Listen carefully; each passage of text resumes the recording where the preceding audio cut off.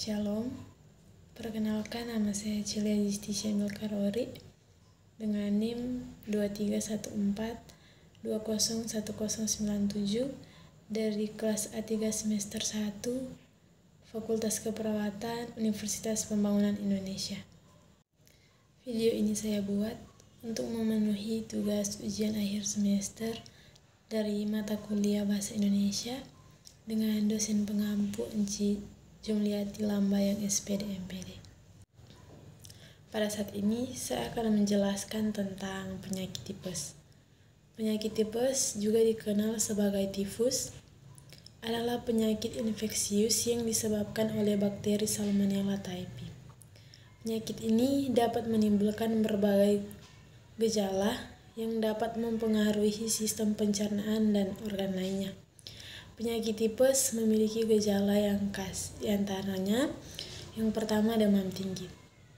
Ciri-ciri utama penyakit tipes adalah demam tinggi yang berlangsung selama beberapa hari hingga berminggu-minggu. Penyebab demam tinggi dapat melibatkan infeksi bakteri, virus, atau parasit.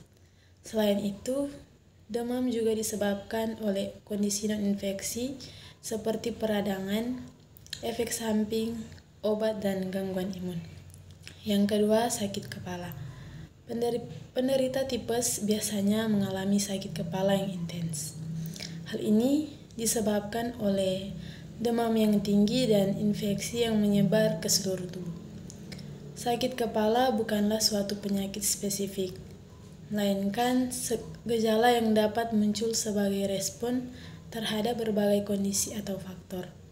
Sakit kepala memiliki berbagai jenis dan penyebabnya dapat bervariasi. Dan yang ketiga, mual dan muntah. Gangguan pada sistem pencernaan dapat menyebabkan mual dan muntah.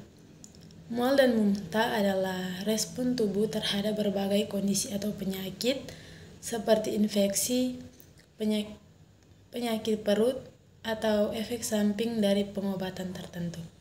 Ini bisa menjadi gejala tunggal atau bersamaan dengan kondisi lain. Yang keempat, sakit atau nyeri perut. Penderita tipes juga seringkali mengalami nyeri perut yang terasa seperti kram. Sakit perut atau nyeri perut adalah gejala umum yang dapat disebabkan oleh berbagai kondisi seperti gangguan pencernaan, infeksi peradangan, atau gangguan organ dalam perut.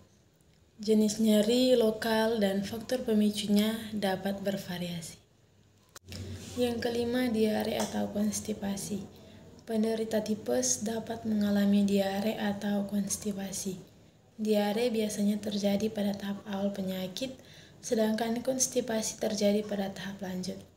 Diare adalah kondisi di mana seseorang mengalami peningkatan frekuensi dan kelembapan tinja.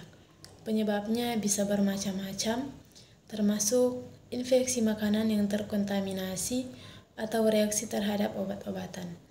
Gejala diare umumnya melibatkan buang air besar yang sering dari biasanya dan tinja yang lebih encer. Yang keenam, kehilangan nafsu makan. Penderita tipes cenderung kehilangan nafsu makan. Yang ketujuh, ruam kulit. Beberapa penderita tipes sering mengalami ruam kulit yang terlihat seperti bintik-bintik merah kecil. Ruam ini biasanya muncul pada tahap akhir penyakit. Penyakit ruam kulit adalah kondisi di mana kulit mengalami perubahan warna, tekstur, atau iritasi.